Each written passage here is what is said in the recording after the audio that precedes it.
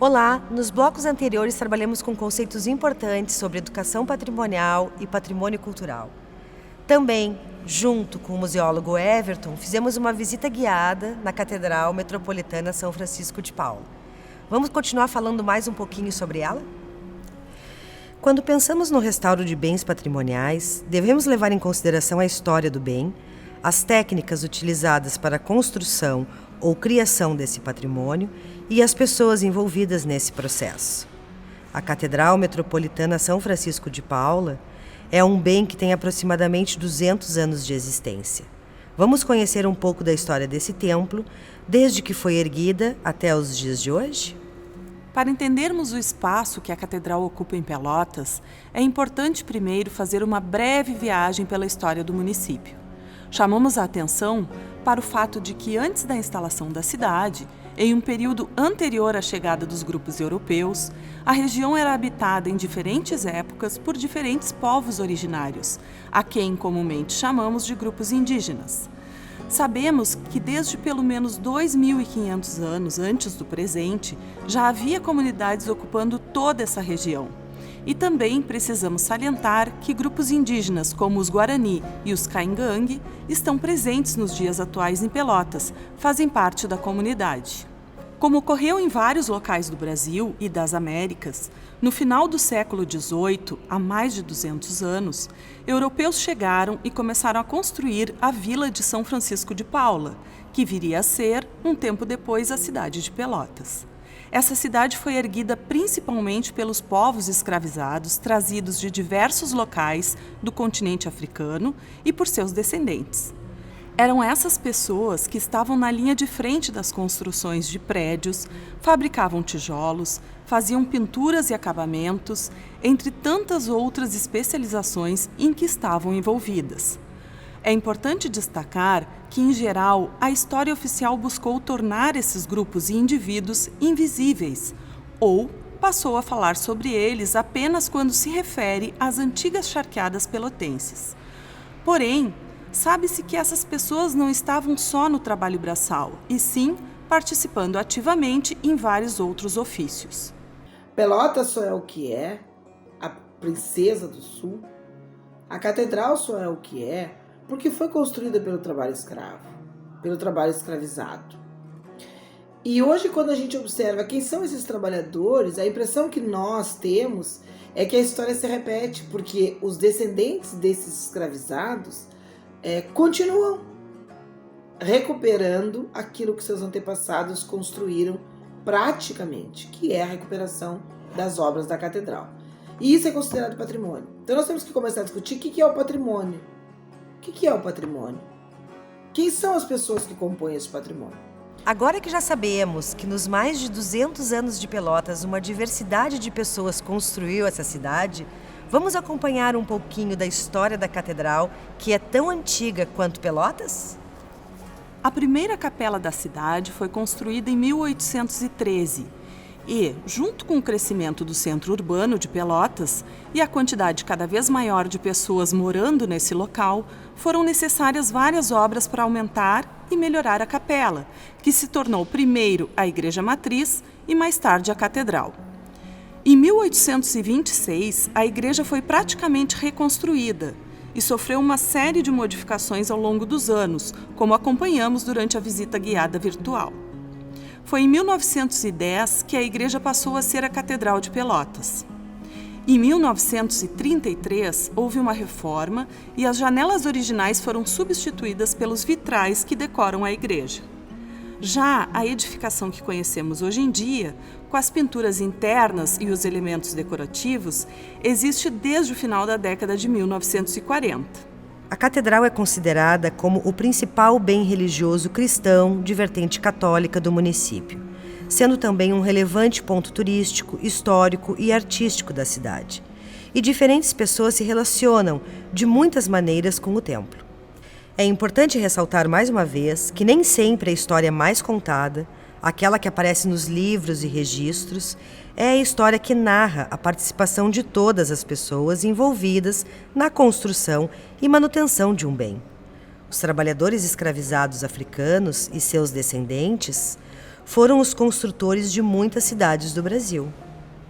E essas pessoas são, muitas vezes, apagadas ou deixadas de lado pela história. E algo que eu considero importante, que nós deveríamos pensar, é, por exemplo, discutir nos próximos projetos a importância que tem a gente refletir sobre quem, na verdade, está fazendo efetivamente o trabalho de recuperação.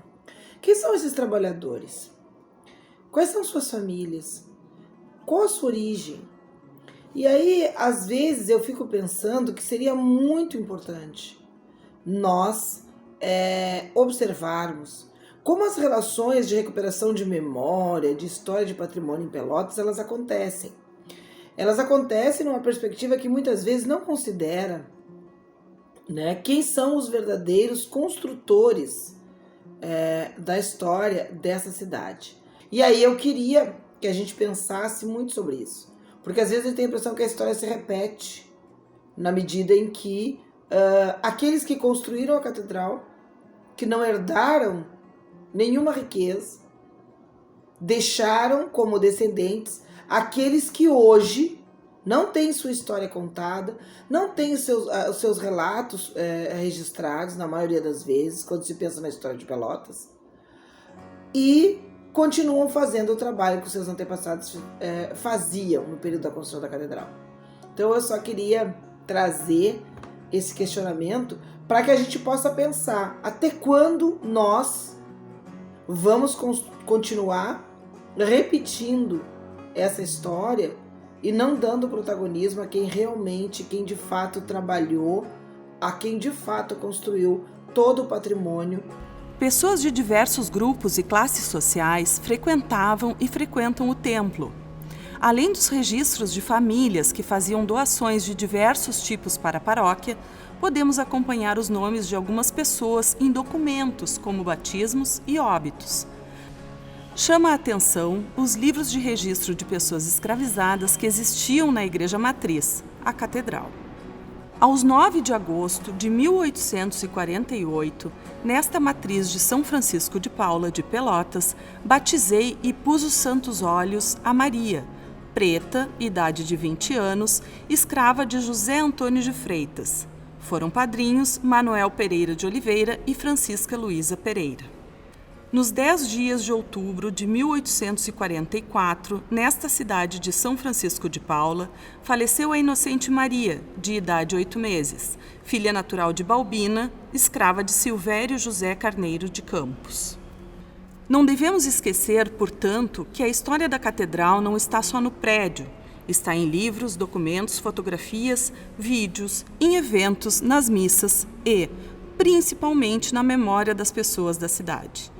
O restauro e a conservação dos materiais são fundamentais para conhecermos a história da igreja e da cidade. E é importante falarmos que todas as pessoas que atuam para a preservação dos bens são parte dessa história. As narrativas são muito importantes e têm um significado para quem conta e para quem ouve, e ajudam a perpetuar a existência do templo.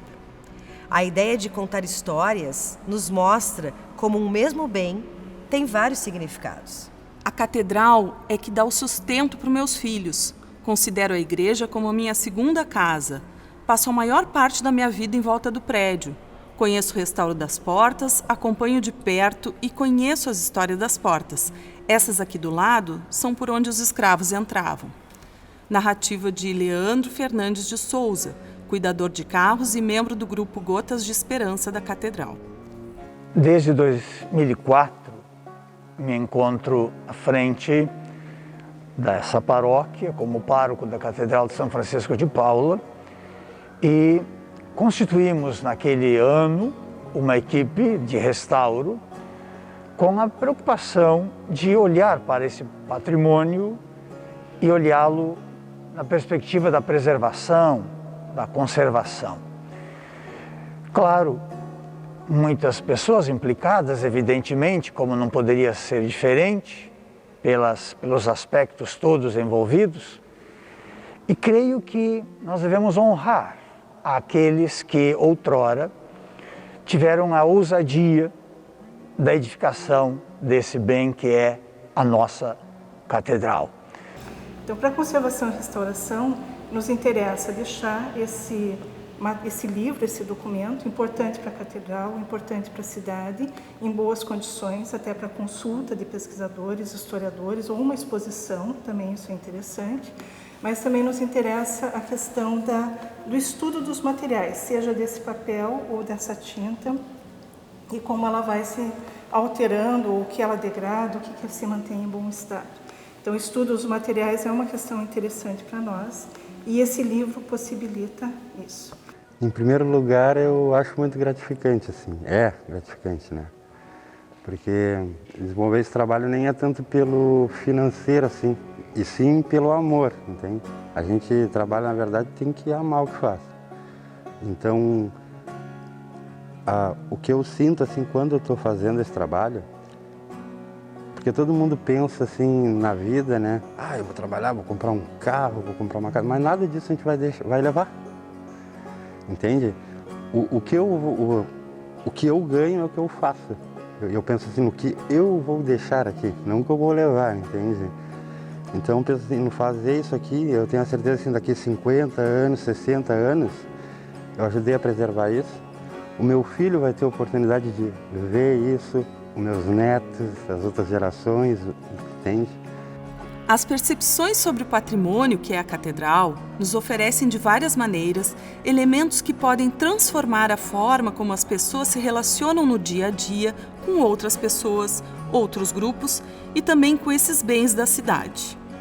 E na ocasião do projeto Portas da História, nós fomos convidadas pela coordenadora do projeto, Lisa Bilhalva, a nos integrarmos e fazermos parte da educação patrimonial. Quando ela convidou a escola, a professora Ledeci me chamou e também chamou a professora Carla Ávila, da Sociologia, para que nós pudéssemos fazer um trabalho de educação patrimonial interdisciplinar. Foi uma experiência muito rica, muito interessante. Nós escolhemos uma turma difícil, que tinha problemas de relacionamento, que não se enxergava ainda como uma turma. O projeto foi importante porque ele agregou, né, a essa relação deles muita coisa boa, no sentido de que eles passaram a se olhar. Quando a gente saía para a rua, eles passaram a trocar de grupos, a conversarem entre eles, trocarem ideias, né? E essa turma, a partir do momento em que a gente incentivou eles, e eu os levei na catedral num primeiro momento, depois nós fomos convidados para uma visita guiada, e eles puderam, assim, matar toda a curiosidade que eles tinham, e aí foram convidados ainda pelo Diário Popular para fazer uma matéria, né? Algumas meninas e meninos foram entrevistados e as fotos apareceram. Então, no outro dia, a gente pôs essas fotos, expôs essa matéria do jornal, né, na escola. E isso deu, assim, para eles uma autoestima, se sentiram tão importantes. No segundo momento, nós fomos numa atividade com Mano Rick, um menino jovem, um menino negro da periferia, do Dunas, e que fez questão de trazer a importância da periferia e de dizer assim, olha que a gente precisa realmente olhar para o lugar onde a gente está. Então, contar a experiência dele foi algo de muito importante. Perceber que eles podem chegar até a universidade foi importantíssimo, assim, ver que não é tão difícil, talvez, como eles imaginam, às vezes, que pessoas pobres não entram na universidade. E poder desfrutar desse patrimônio, né? Desse patrimônio que é muito pouco democratizado, né? Muitas vezes a pessoa passa na frente da catedral, vê aquela maravilha, aquela beleza toda, tem até um certo receio de entrar. Então, o que é que esse projeto trouxe para a Escola Bom Senhor? Bom, ele trouxe uma realidade diferenciada, que foi a proximidade dos alunos. Então, eles foram se reconhecendo, se aproximando, conversando, trocando. Só isso já seria muito significativo, ter conseguido integrar essa turma. Todas essas histórias antigas e atuais estão entrelaçadas com a história da igreja, com seus elementos materiais e imateriais. E o que a gente sente, assim, é essa coisa de poder olhar aquilo, nossa, eu vou entendeu? Eu ajudei a cuidar, a restaurar para as outras pessoas, né, que vão ter a oportunidade de ver também e apreciar isso. Agora que conhecemos um pouco sobre a história da catedral, no próximo bloco acompanharemos o restauro da Torre Sul e conversaremos com as pessoas envolvidas nesse processo.